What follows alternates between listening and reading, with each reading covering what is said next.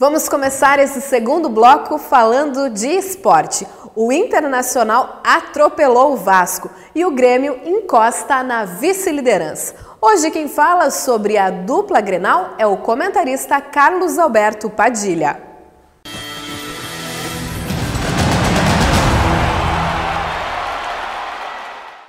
A semana foi positiva para a Grêmio e Internacional no Campeonato Brasileiro. O Internacional se recuperou da goleada sofrida em Santa Catarina para o Avaí 3-0 no último domingo e conquistou a maior goleada no Campeonato Brasileiro, 6-0 em cima do Vasco da Gama. O importante nesta vitória do time do Argel Fuchs é mostrar a recuperação de alguns jogadores que não vinham sendo aproveitados no elenco do Internacional.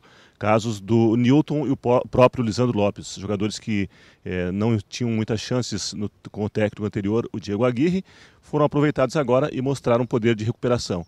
O Internacional, a preocupação agora é manter o padrão contra o São Paulo neste sábado. O Internacional vem oscilando, mesmo com um bom trabalho feito pelo Argel Fuchs. É um time que ainda não passou total confiança ao seu torcedor. Pega um São Paulo desfalcado de 12 jogadores neste final de semana e tem essa missão de mostrar que realmente tem possibilidade de encostar no G4 do Campeonato Brasileiro. Essa é a tarefa do Internacional no jogo do Morumbi. Já o time do Grêmio mostrou um poder de reação muito interessante na competição e deixou para o seu torcedor a esperança de que pode, além de buscar uma vaga na Libertadores da América, quem sabe encostar no Corinthians. Já se aproximou do Atlético Mineiro com a importante vitória fora de casa contra o Figueirense em Santa Catarina, deixando para o seu torcedor essa vontade realmente de conquistar esse título após um bom período sem a conquista. O Grêmio tem sim elenco. Muito se falava que o Grêmio não tinha elenco para encarar o Campeonato Brasileiro. Teve 5 desfalques no jogo em Santa Catarina e foi um time muito ofensivo, de muita qualidade, principalmente no primeiro tempo. Teve dificuldades na etapa final, mas mostrou que realmente é um time que pode se confiar. Bobô, atacante que não vinha mostrando qualidade, jogador que veio do futebol turco, não tinha marcado ainda, compareceu ontem não só marcando o primeiro gol, mas dando uma assistência para o Pedro Rocha. Juliano numa função diferenciada, fazendo aquela função que o Douglas vinha fazendo, foi muito importante na vitória do Grêmio sobre a equipe do Figueirense em Santa Catarina, o Grêmio que é o terceiro colocado do Campeonato Brasileiro.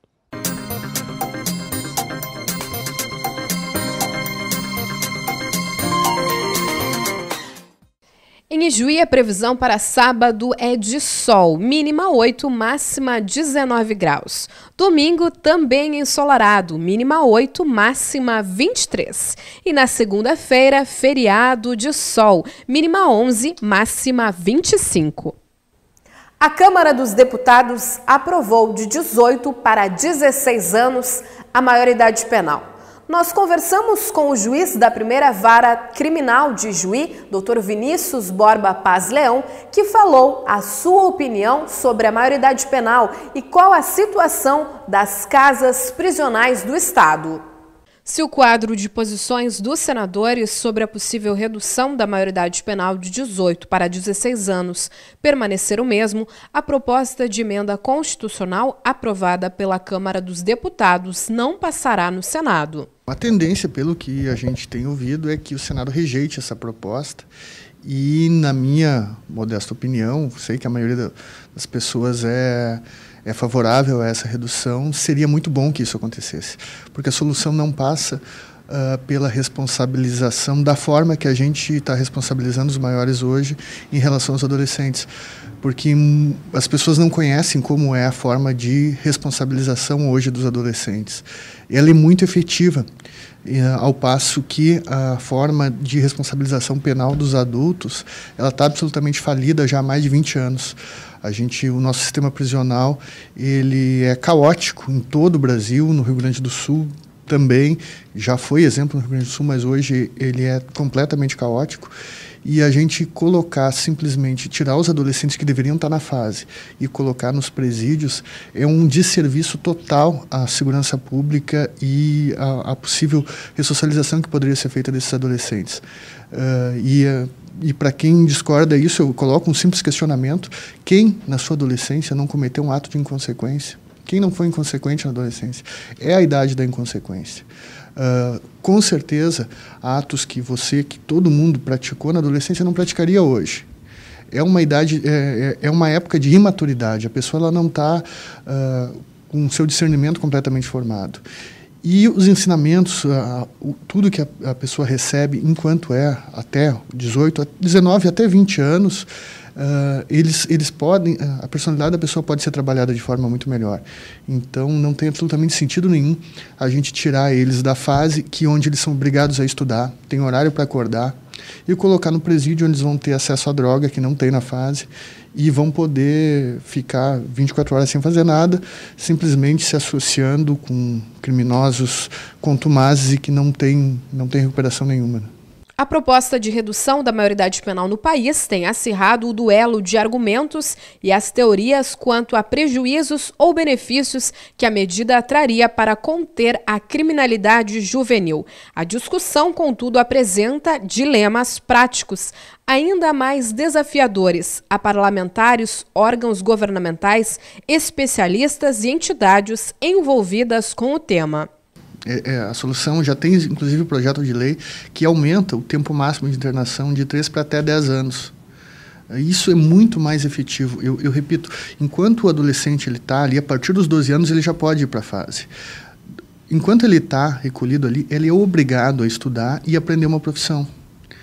Então, se você colocar um jovem de 18, 20 anos, numa unidade dessas, que funciona efetivamente, se as pessoas conhecessem como funciona, com certeza mudariam de opinião. Se colocar um jovem numa unidade dessas, é muito mais eficaz para que a gente tenha segurança depois, porque é muito menos provável que essa pessoa vá delinquir. Então, a solução passaria por essa forma, porque a gente também sabe que, de um lado, em relação a esses crimes mais graves, as medidas socioeducativas aplicadas aos menores representam um certo grau de impunidade.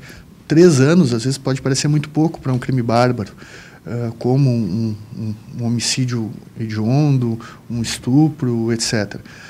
Mas, por outro lado, a gente tem que ver também que 3, 4 anos, para quem tem 14, 15, 16, é muito tempo, comparado a 10 anos para quem já tem 30 anos de idade. Para quem tem 30, 10 anos é 1/3 da sua vida. Para quem tem 15, 10 anos é mais da metade do que ele já viveu. Então, o tempo ele tem que ser interpretado diferente de acordo com a idade da pessoa. Claro que tem que ser aumentado o tempo máximo de internação, mas esse é o caminho que a gente vai conseguir, pelo menos, amenizar o sistema caótico que a gente já tem no sistema prisional, a situação caótica que a gente já tem no sistema prisional. Dr. Vinícius salienta qual seria a melhor alternativa para punir esses jovens. É exatamente essa relação. O que eu vejo, pelo menos a impressão que eu tenho em relação à opinião de diversas pessoas que eu conheço que dizem que são favoráveis à redução da maioridade penal, é que, na verdade, essas pessoas, elas são favoráveis ao fim da impunidade. E todo mundo, ninguém gosta de impunidade. Porque as pessoas, elas associam a maioridade penal aos 18 anos à impunidade. Acham que o menor de 18 anos não pode ser punido pelo crime que ele comete. E isso é um equívoco total. O menor de 18 anos, hoje, para certos tipos de crimes, ele é punido de forma muito mais grave que o maior. Dou um exemplo simples, que é a questão do roubo, do assalto à mão armada. Um adolescente que comete um delito desses, que pratica um assalto sem vítimas, né, simplesmente um assalto ao comércio, esses de motocicleta, como aconteceu há muito tempo em Juiz. Se um adolescente pratica esse fato, ele vai internado para a fase em regime fechado. Ele fica em regime fechado na fase. Se é um maior de 18 até 21 anos, ele tem atenuante em favor dele e ele vai começar a cumprir essa pena no semiaberto. Ele já vai sair para trabalhar, ele não vai ficar nem um dia em regime fechado. Então, a forma de responsabilização do adulto ela é muito mais branda. Então, se as pessoas compreendessem a forma como é feita essa responsabilização, o que a lei estabelece para punir, elas iam compreender que não há impunidade em relação aos menores. E isso que eu acho que há essa certa confusão. Acompanhei alguns dos debates quando foi aprovada na Câmara em primeiro turno, em segundo turno também na votação da Câmara essa proposta, e a maioria dos deputados defendiam a redução, dizendo que isso acabaria com a impunidade, que era feito para punir. Ora, o adolescente já é punido hoje, e é punido de forma severa. Então, esse é um equívoco que tem que ser esclarecido. Realmente, a questão da maioridade penal é algo que deve ser muito bem analisado e refletido pela comunidade de uma forma geral. E vamos seguir falando então dos reflexos da greve. A equipe da TVE acompanhou de perto as ocorrências de incêndio nos ônibus do Morro Santa Teresa. As duas ocorrências aconteceram ontem pela manhã e deram um susto nos moradores e trabalhadores do bairro.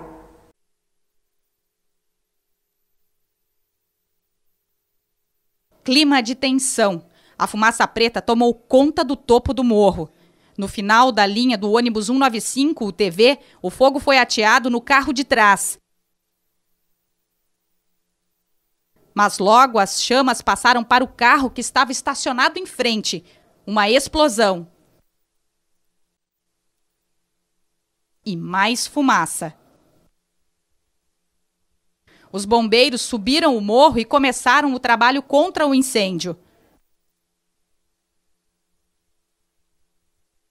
Nós fomos chamados para uma ocorrência para dar uma meia-meia para os nossos colegas aqui em 2 ônibus. Aí quando nós estávamos vindo para cá, nós deparamos também, o Polócio passou para nós, pegando fogo na lotação, nós viemos, se dividimos, um pessoal lá e outro aqui.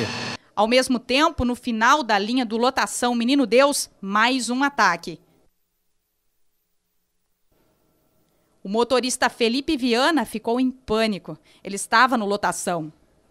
O Felipe está prestando agora o depoimento, ele preferiu não gravar entrevista porque ainda está bastante nervoso. Ele contou que trabalha nesse trecho há mais ou menos 1 ano e meio e inclusive já foi assaltado durante o dia. Ele estava aqui no ponto esperando o horário para a saída do lotação. Quando 2 homens entraram, eles usavam uma camiseta no rosto para não ser identificados, anunciaram que iriam fazer esse ato, pediram para que ele saísse e atearam fogo no lotação.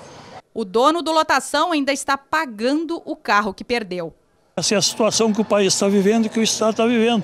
Eu com 4 carros, queima uma, eu vou fazer o que agora? A não ser olhar e ver que se o governo vai me pagar, quem que vai me pagar isso aí? A crise econômica não deve afetar os negócios no pavilhão da agricultura familiar da Expo Inter. O setor já comercializou mais de 600 mil em produtos. E a perspectiva é de que as vendas superem os 2 milhões de reais. Nos 3 primeiros dias da Expo Inter, as vendas da agricultura familiar subiram 8% em relação ao mesmo período do ano passado. Nesta banca, o resultado foi ainda melhor. Já aumentamos em torno de 20% a produção de pães, cucas e biscoitos e a tendência é que aumente ainda mais até o próximo final de semana. A Expo Inter também serve de vitrine para produtores e agroindústrias. É uma oportunidade para conquistar novos clientes. Comprei mel de Cambará, é muito bom. Comprei o ano passado e esse ano estou comprando dele de novo, que é bom produto. Então a gente, quando gosta de alguma coisa, volta. O público pode provar uma variedade de alimentos orgânicos, artesanais e coloniais. Alguns visitantes também aproveitam para fazer um lanche aqui mesmo no espaço gastronômico ou para acompanhar outras atrações do pavilhão. Um dos destaques da Feira da Agricultura Familiar são os concursos que elegem os melhores produtos em 8 categorias. Entre elas, queijo, salame, sucos de uva, vinho e também cachaça, produto que está sendo avaliado neste momento pelo corpo de jurados. Ivandro foi um dos vencedores do concurso de cachaça prata do ano passado. Representou a maior visibilidade perante o público, consumidor. Porque nós somos pequenos produtores e perante os gaúchos, as pessoas que visitam o Parque da Expo Inter, isso é muito bom, nos ajuda a vender, nos coloca em evidência. 239 produtores participam da feira. Realizada ontem em Juí a 3ª Conferência Municipal de Políticas Públicas para Mulheres. Com o tema Mais Direitos, Participação e Poder para as Mulheres, o evento busca anualmente garantir a participação das mulheres na formulação de políticas, a elas referentes. A socióloga Janete salienta a história das mulheres na sociedade. Primeiramente, a gente tem que lembrar que o papel da mulher nem sempre foi, né, o papel que a gente tem hoje. Em muitos momentos históricos da humanidade, a mulher foi considerada uma divindade. O Deus foi feminino por pelo menos 200 mil anos na história humana. Houve uma transformação no trabalho que era executado pelas mulheres com o advento do capitalismo, em que se opera justamente a separação da esfera da produção e da esfera da reprodução. A esfera da reprodução passa a ser uma esfera da mulher, uma esfera feminina, e essa esfera passa a ser uma esfera desvalorizada, que é o espaço do cuidado da família, do cuidado dos filhos. Essa separação entre o trabalho, né, essa separação sexual dos trabalhos, ela, com o advento do capitalismo industrial, ela opera essa separação e o trabalho considerado das mulheres passa a ser desvalorizado. Uma questão muito importante é a gente entender o que é a cultura patriarcal, que ela vem de séculos, ela se arrasta, né, ao longo dos séculos pela história, atravessa a história ocidental, a história oriental, e é o quê? O importante é a gente entender o que é a cultura patriarcal, que nada mais é considerar a mulher como um sujeito menos capaz, um sujeito que está sempre sob suspeita. Né? A mulher ou é um ser bondoso, generoso, a Virgem Maria, ou é um ser malévolo, maléfico, né? Então, assim, não existe meio termo para o exercício, né, do papel feminino. Ou nós somos as boas, as virgens, as generosas, ou nós somos as malévolas da história, né? As mulheres que foram queimadas na fogueira, perseguidas pela Inquisição, né, na Idade Média. As vitórias das mulheres em sua luta para se posicionar na sociedade, sobretudo no que diz respeito ao mercado de trabalho, são imensas. Segundo a socióloga, as mulheres ainda sofrem preconceitos das mais diferentes formas. E, de outra parte, todo o aparato governamental, através de suas instituições, sejam elas policiais, jurídicas, que também perpetua a violência contra a mulher. Porque muitas vezes, quando a mulher chega para fazer uma ocorrência numa delegacia, aquele policial, aquele trabalhador que está ali, coloca a postura dessa mulher sob suspeita. Mas alguma coisa essa mulher fez, né, para ter sido agredida, por ter apanhado. Isso é a cultura patriarcal, é colocar a mulher nesse papel suspeito, nesse papel menos capaz, nesse lugar de desconfiança, né? E a gente tem que, para ter uma sociedade diferente, nós temos que romper com essa cultura. Lamentavelmente hoje, em pleno século XXI, nós vemos que as mulheres ainda querem atender essa expectativa. Tem muitas meninas universitárias que deixam de participar de uma pesquisa ou de uma viagem porque o namorado não quer. Isso é muito grave. Isso é muito grave porque nós não estamos... As mulheres hoje, elas ainda não estão sendo educadas para serem sujeitas da sua própria vida. E disso para a violência é um passo.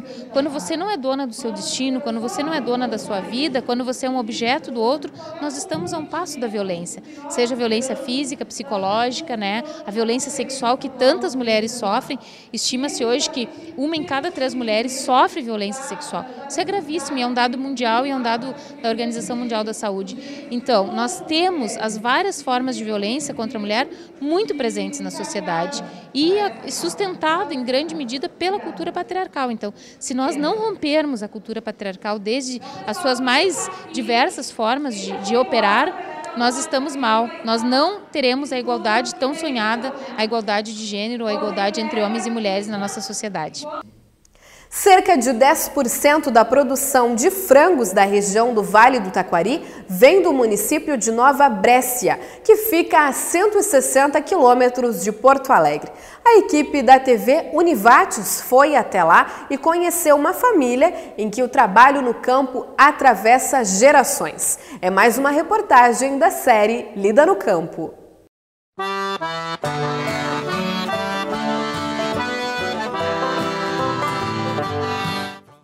A avicultura é a principal cadeia produtiva do Vale do Taquari. 30% da produção do estado se concentra na região. E uma cidade com 3.600 habitantes chega a produzir 38 milhões de cabeças de frango por ano. A organização e a integração entre produtores e empresas coloca a Nova Brécia entre as principais produtoras. O produtor está vinculado a uma integradora, que é uma empresa, uma cooperativa, e que nessa relação tem regras, tem a forma de produzir, tem como se instalar, tem como cuidar do animal e a garantia da venda do produto para a empresa. Tudo isso faz com que o investimento que também não é baixo, seja um investimento que dê retorno nessas condições e tenha uma relação direta com a empresa. É uma cadeia que aumentou muito a sua produtividade, graças a investimento em tecnologia e inovação, no processo produtivo, no processo de cuidado com o frango, na própria industrialização, né? Toda a cadeia ganhou muito nos últimos anos e avançou muito. Desde 1993, a cidade se dedica à avicultura.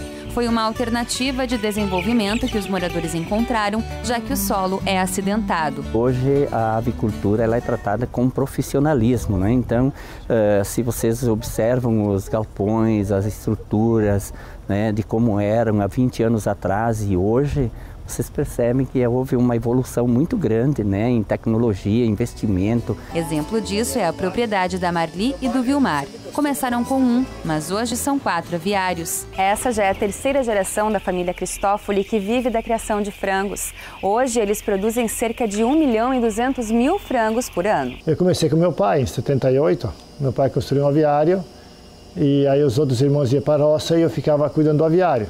E eu gostei desse tipo de trabalho. Aí quando eu casei, a minha esposa, ela dizia, eu quero um aviário para mim. Eu ajudei o meu sogro, um ano e pouco, eu fiquei ajudando o aviário dele e nós tínhamos uma porcentagem, né? Mas daí eu não me contentava com isso. Eu dizia para ele que não, que eu queria um aviário para mim, que eu queria cuidar um meu. Aí nós fizemos o nosso e eu sempre me dediquei aos frangos e adoro. Quando falam sobre o trabalho duro ou sobre dificuldades, a vontade de trabalhar é o que vem à tona. Sabe que problemas e dificuldades sempre tem em todo o trabalho que tu vai fazer. Mas aí a gente tem que passar por cima às vezes, dar o jeito e vai, né? A melhor parte é tu andar dentro do aviário, ficar olhando aquele frango crescendo, bonito, né? Essa é a melhor parte, assim, né? Chega no fim de semana, tu tem que dar uma volta dentro do aviário para olhar o teu produto, né? O teu trabalho, o resultado do teu trabalho. Então essa é a parte que te realiza, né? Tu entrar no aviário e ficar olhando aqueles bichinhos bonitos. O casal não trabalha sozinho. Eles têm o apoio dos 2 filhos. Enquanto Gabriel estudava administração e agronegócio, Guilherme tentou trabalhar em outra área. Mas o exemplo que tinham em casa fez com que o caminho dos irmãos se juntasse novamente. Um dos motivos é que eu gosto da atividade. Sempre gostei do interior e da atividade. E também porque eu vejo que dá um bom retorno. Claro, tu não acha que o trabalho do campo é meio sujo e coisa, mas dá um retorno e não é como falam também, né? Eu acho uma atividade boa. Eu estava em casa sozinha com eles durante o dia que ele trabalhava fora e eu sempre levava eles para o aviário e sempre dava alguma coisinha para eles fazer. Alguma coisa sempre eles faziam, começaram do pouco, né? E eu acho que eles começaram a pegar gosto a partir daí. A gente sempre procurou mostrar para os filhos que no meio rural também dá para viver bem e ganhar dinheiro. E também a gente procura sempre assim, ó, desde pequeno, dar porcentagem da produção. E para o futuro, planos de ampliar a produção e de ver os 2 filhos à frente do empreendimento, que começou pequeno, mas só tem a crescer. Hoje eles não são empregados da gente, eles sempre foram nossos sócios. E hoje até eles são sócios majoritários. Eles têm mais porcentagem do que nós 2 mesmo. Né? Porque a gente sabe que isso aí é uma continuidade, que eles que vão dar sequência, né? Se não fizer isso, daqui a pouquinho isso tudo vai parar. Não adiantou o meu investimento. Eu espero que os meus filhos continuem na atividade. Claro que se eles pretenderem sair, tudo bem. Mas espero que continuem e sempre avançando um pouquinho mais.